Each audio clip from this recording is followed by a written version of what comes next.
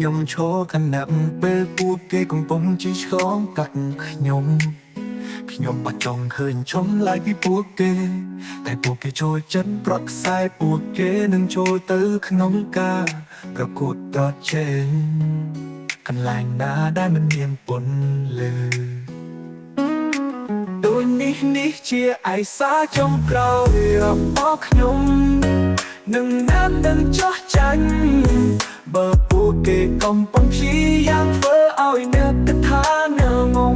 ដូចនេះសូមគង់ដេកនៅក្នុងផ្ទះកំពុងទូស័ព្ទទៅខ្ញុំ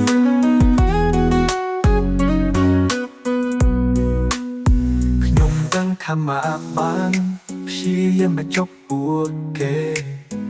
ដោយគិតថានរណាម្នាក់អាចឆ្ពោះទៅ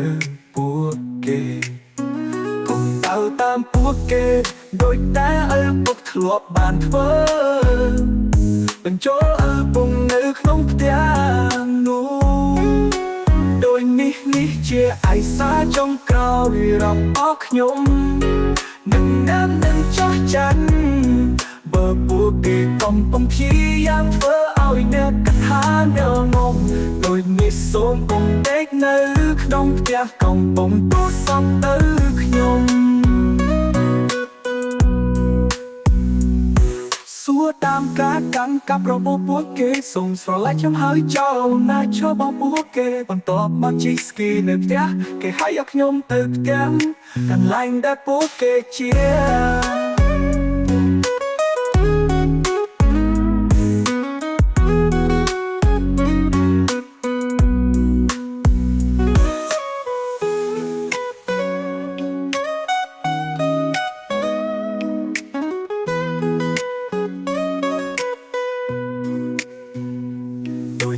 នេះជាឯសា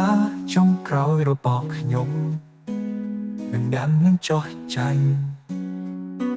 បើពួកគេកំពុងព្យាយាមធ្វើឲ្យអ្នកគិតថានៅងង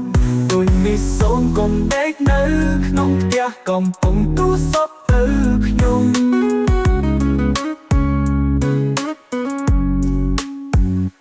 ដឹងថាមកបានព្យាយាមបញ្ចុកពួកគេដោយគិតថានរណាម្នាក់អាចឆ្ពោះទៅពួកគេកុំទៅតាមពួកគេដូចតែឪពុកធ្លាប់បានធ្វើបញ្ចូលឪពុកនៅក្នុងផ្ទះនោះទូស័ព្ទទៅខ្ញុំ